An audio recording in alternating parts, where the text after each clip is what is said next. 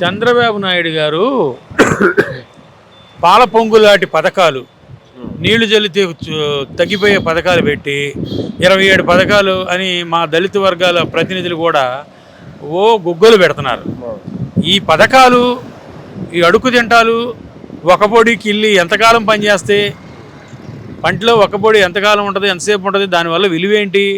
ఈ సుఖాసనం వచ్చినంతసేపు వస్తుంది.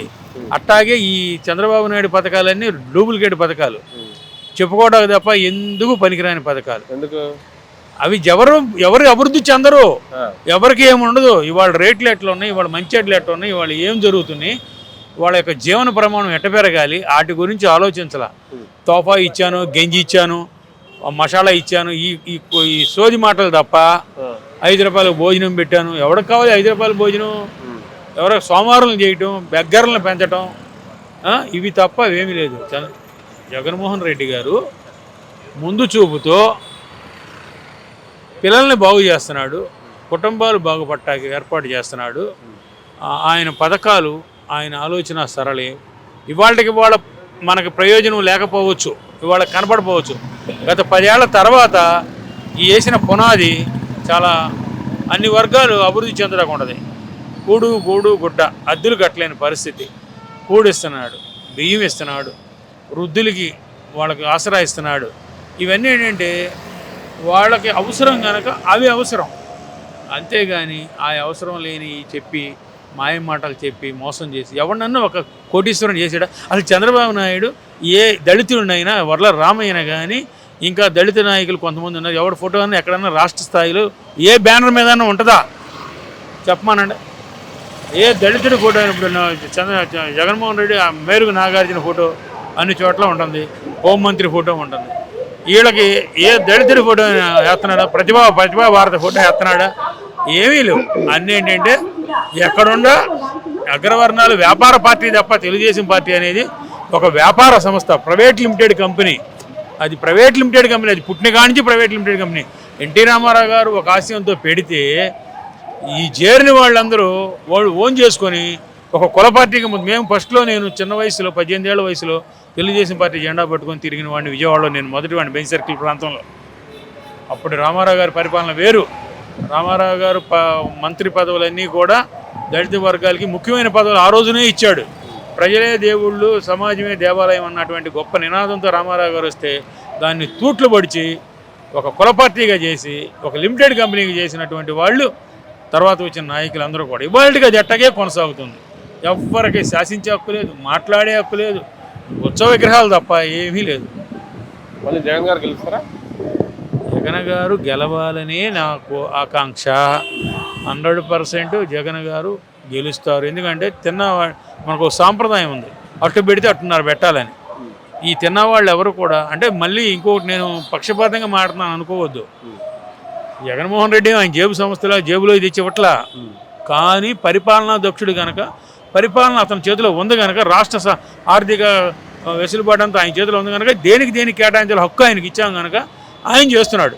చాలామంది ఆయన జేబులో ఇచ్చాడా? చంద్రబాబు జేబులో ఇవ్వడు, జగన్ జేబులో ఇవ్వడు. కానీ ఏంటంటే ఇచ్చిన భార్యకి భర్త జీతం తెచ్చిస్తే ఆ భార్య సంసారాన్ని నిలబెడద్ది.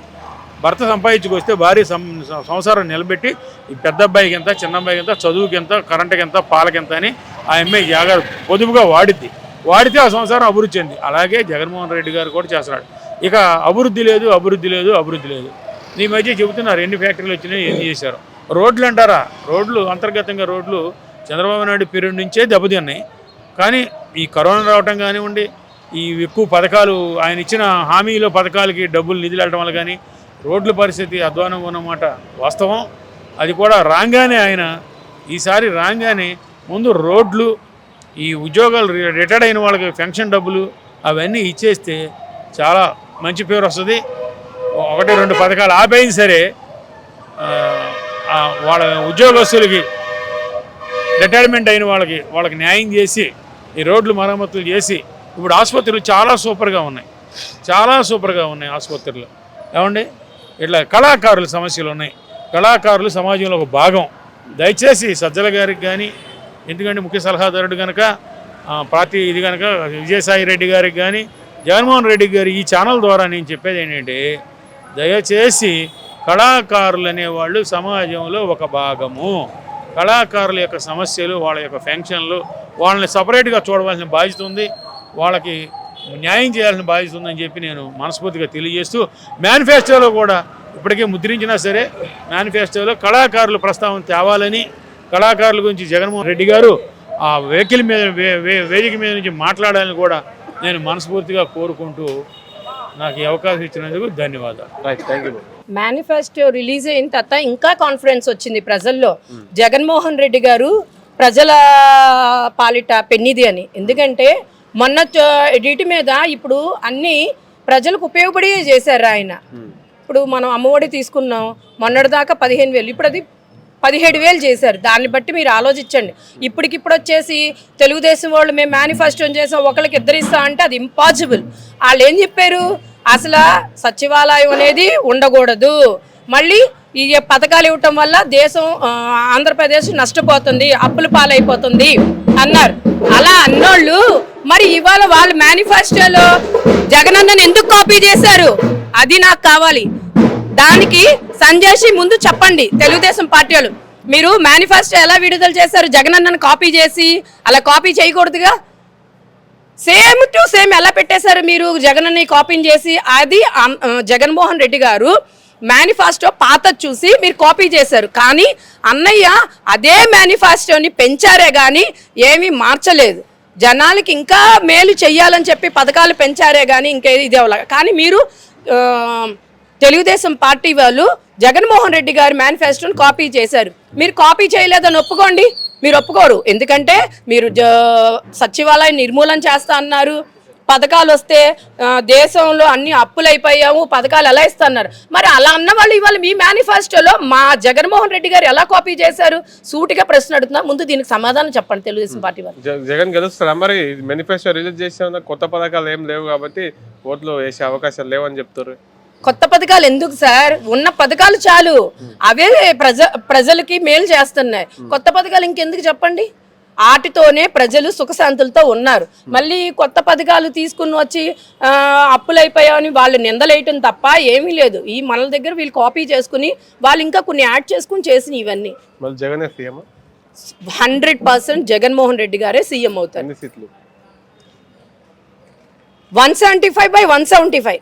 ఎందుకంటే ప్రజల్లో ప్రజల మనసులో జగన్మోహన్ రెడ్డి గారు ఉన్నారు కానీ ఇంకా కూటమి మాత్రం లేదు సార్. ఇది మాత్రం నిజం. ఎక్కడికి వెళ్ళినా జగన్మోహన్ రెడ్డి గారు దేవుడు. ఆయన రాజశేఖర రెడ్డి గారి కొడుకు. ఆయన ఎలా చేశారో సేమ్ అదే ప్రాసెస్లో జగన్మోహన్ రెడ్డి గారు.